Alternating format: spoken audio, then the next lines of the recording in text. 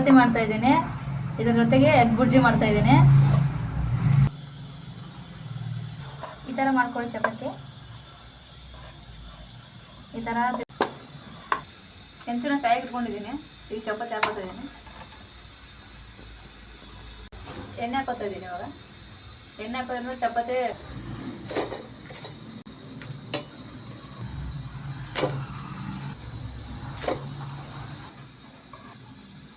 ಎಷ್ಟು ಬೇಗ ಆಗ್ತಿದೆ ನೋಡಿ. ನೀವು 4 ಈರುಳ್ಳಿ ತೊಗೊಂಡಿದ್ದೀನಿ, ಸಣ್ಣದಾಗಿ ಕಟ್ ಮಾಡ್ಕೊತಾ ಇದ್ದೀನಿ. 2 ಟೊಮೆಟೊ ತೊಗೊಂಡಿದ್ದೀನಿ, ಕಟ್ ಮಾಡ್ಕೊತಾ ಇದ್ದೀನಿ.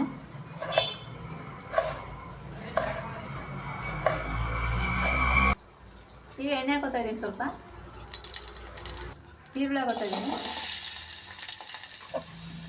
ಹಸಿಮೆಣಸಿಗೆ ತೊಗೊಂಡಿದ್ದೀನಿ, 4 ಕಟ್ ಮಾಡ್ಕೊತಾ ಇದ್ದೀನಿ ಸಣ್ಣದಾಗಿ. ಮೆಣಸಿಗೆ ಹಾಕೋತಾ ಇದ್ದೀನಿ. ಹೆಚ್ಕೋಬೇಕು, ಈರುಳ್ಳಿ ಸ್ಮೆಲ್ ಎಲ್ಲ ಹೋಗ್ಬೇಕಲ್ವಾ. ಉಪ್ಪು ಹಾಕೋತಾ ಇದ್ದೀನಿ. ಕಟ್ ಮಾಡಿ ಟೊಮೆಟೊ ಹಾಕೋತಾ ಇದ್ದೀನಿ. ಚೆನ್ನಾಗಿ ಮಿಕ್ಸ್ ಮಾಡ್ಕೊಳ್ಳಿ. ಅರಿಶಿನ ಹಾಕೋತಾ ಇದ್ದೀನಿ. ಈಗ ಮೊಟ್ಟೆ ಹೊಡೆದು ಹಾಕೋತಾ ಇದ್ದೀನಿ.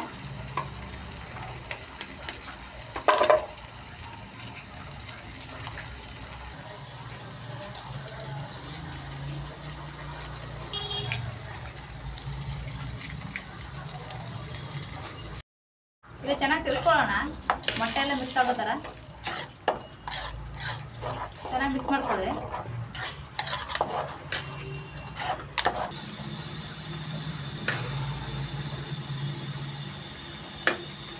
ಎಗ್ ಬುರ್ಜಿ ರೆಡಿಯಾಗಿದೆ. ಈಗ ಚಪಾತಿ ಜೊತೆ ತಿನ್ನೋಣ, ಚೆನ್ನಾಗಿರುತ್ತೆ. ಈಗ ಇದನ್ನು ಸರ್ವ್ ಮಾಡ್ಕೊಳ್ಳೋಣ.